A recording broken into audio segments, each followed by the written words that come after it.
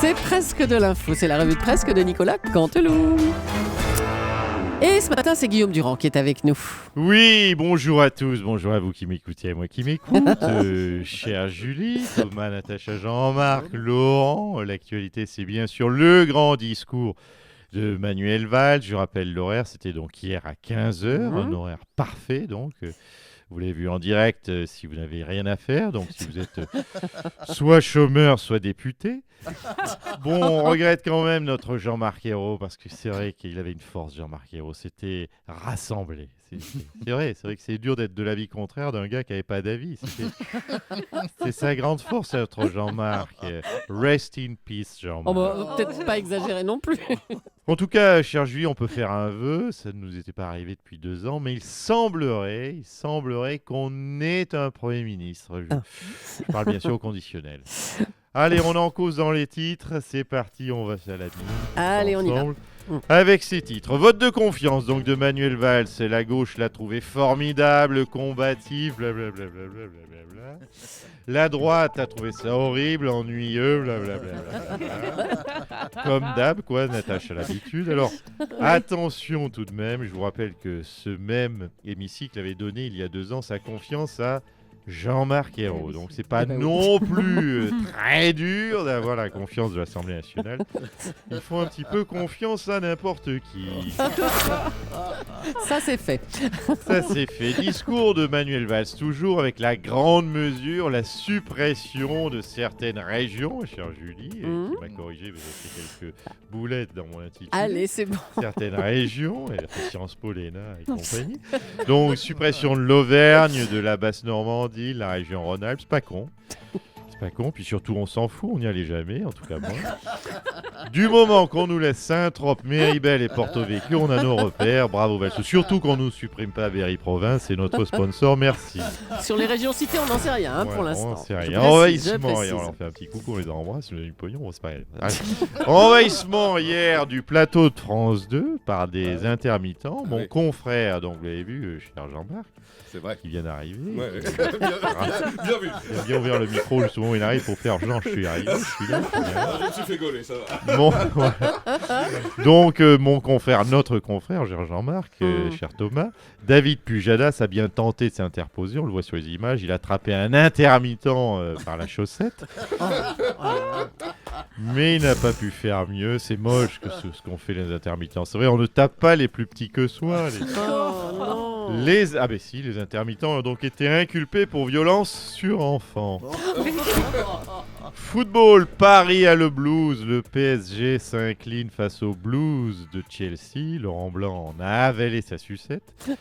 Après la défaite de Paris, Jean-François Copé, bien sûr, a immédiatement demandé la démission d'Anne Hidalgo, le maire de Paris, de la ministre des Sports et de Manuel Valls. Voilà, oui, ils sont pour rien, mais vous savez, Jean-François Copé, il aime bien demander des démissions dès qu'il y a un truc. Voilà, nouveau gouvernement, il n'y a que la France qui a un nouveau premier... Il n'y a pas que la France, qui a un nouveau Premier ministre. Merci Julie, heureusement que vous êtes là. Qui a un nouveau Premier ministre. Le Québec aussi a un nouveau Premier ministre depuis lundi. C'est le libéral, je vous donne en mille. Le libéral, comment s'appelle-t-il, Laurent? Le libéral, nouveau Premier ministre du Québec. Philippe Couillard.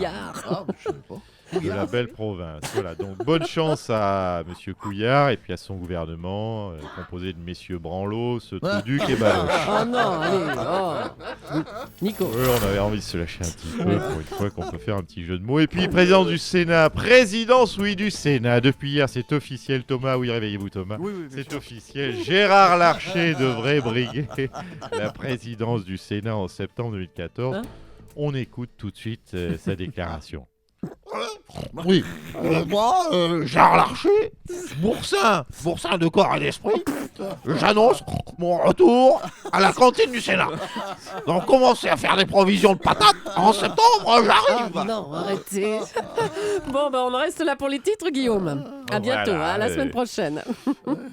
Manuel Valls a obtenu la confiance de l'Assemblée nationale hier après son discours de politique générale, un discours qui s'est voulu rassembleur. Bonjour, monsieur le Premier ministre. Bonjour. Oui, Julie Leclerc. Oui, je le dis, je souhaite le rassemblement. Je l'ai dit hier à mes collègues députés, ex-collègues, pardonnez-moi, car on ne peut pas, vous savez, gouverner seul. On ne peut pas être isolé au sein du paysage politique français. Donc oui, je souhaite travailler avec les radicaux, avec les centristes et avec, l'UMP, bien sûr. L'UMP aura, toute sa place dans mes décisions. C'est vrai que vous avez fait preuve d'ouverture hier. Je le crois. Mhm. L'UMP peut-être, une force sur laquelle on peut compter. L'UMP peut porter, des valeurs dans lesquelles je me reconnais aujourd'hui. L'UMP peut m'aider dans le chemin qui est le mien de la gouvernance. Ah bah dis donc, l'UMP, le PS risque de ne pas être totalement d'accord avec cette vision des choses. Pardon, le quoi? Le PS, le Parti Socialiste. Non, mais vous savez, l'opinion d'une bande de losers qui a perdu les municipales m'intéresse peu. Si le PS voulait le pouvoir, il n'avait qu'à gagner, les élections. Il n'a pas su le faire. Maintenant, j'entends bien mener ma politique comme je l'entends, avec l'aide de tout le monde, les centristes, les radicaux, l'UDI et bien sûr l'UMP, CQMP. Eh ben dis donc, c'était Manuel Valls. Après le discours de politique générale du Premier ministre, on attend bien sûr la réaction du chef de l'État sur ses grandes orientations politiques. Eh ben voilà, on écoute le chef de l'État. Française. Français. Oui, c'est C'est moi. encore vous, bah oui. Moi que vous avez élu à votre tête. Hein? Aujourd'hui, je tiens, moi aussi, à faire mon discours de politique générale. Monsieur Bayrou, on attend une réaction de François Hollande sur la politique générale en France, pas sur Pau, désolé. Mais vous avez tort. Ah. Moi aussi, je tiens à faire mon discours de politique générale. Je suis actuellement au Zénith de Pau Oula. et je vais m'exprimer devant les citoyens. Bon, bah allez-y. Hein. Votre discours est retransmis sur Europe 1, 2, 1, 2. 1. Oh, c'est horrible. Là, ta réverb, elle est pourrie, un Zénith, c'est plus grand. Mes chers amis, plus large, la réverb. Merci d'être... Sinon, l'auditeur se rend compte que je ne suis pas au Zénith. D'être venus si nombreux aujourd'hui. Marielle, je te disais que c'est gentil d'être venu. Aujourd'hui, Pau entre dans un âge de bonheur. Fini la tristesse, fini, le chagrin. Je ne veux plus qu'on nous réduise à peau de chagrin. Oh, mais ça c'est bien, alors ça valait le coup. Hein. Marielle, tu n'avais pas vu venir celle-là. J'annonce l'ouverture d'une nouvelle classe de violon à l'école de musique du boulevard Michelet. Et la pose d'un bac à fleurs au carrefour des coquelicots. Oh, ça va être ravissant. Les coquelicots. Voilà, si vous avez peut-être des questions, je reste ouvert. Donc Marielle, une question? Non? Alors, allons tous prendre un verre de l'amitié. Marielle, je t'offre un pot. Un pot. T'as compris, un pot? Oh, un pot. Ah, c'est magnifique.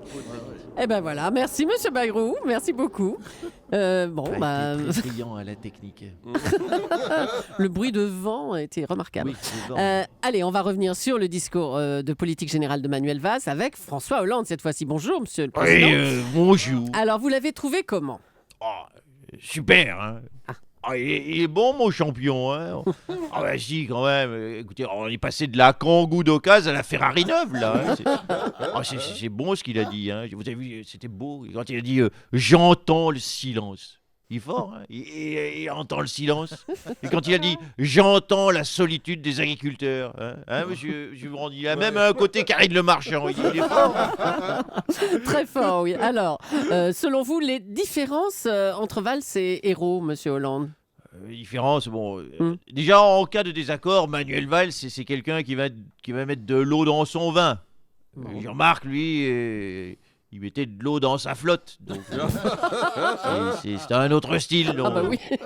Non, Manuel, il a tout d'un grand, ça saute aux yeux. Hein. Et à quoi vous le voyez, ça? Mais la cravate droite, déjà. Moi, je vais vous faire une confiance. Quoi? J'ai jamais réussi. Et puis la vie privée aussi. Ah bah oui. Il n'a qu'une seule femme. Eh oui. J'ai jamais réussi non plus. C'est carré ce qu'il fait. Hein. Une femme, une cravate, un appartement, un seul domicile conjugal. Oh, il est fort le salaud. Allez, remettez-vous. Hein. Tiens, dites-nous, quel est votre programme pour les prochains jours, Monsieur Hollande? Vous avez un conseil des ministres tout à l'heure, mercredi, hein, c'est ça? alors oui et non, parce que là encore, Manuel a été super. Hein. Il m'a mis, c'est sa force. Il est très direct. Il m'a mis très à l'aise. Il m'a dit, si tu veux François, tu viens au conseil ministre. Mais comme c'est moi qui vais donner les grandes lignes, si tu veux pas passer pour un con, c'est mieux que tu sois pas là. Vous voyez, c'est sympa de sa part. En plus, il pense à moi. Très sympa.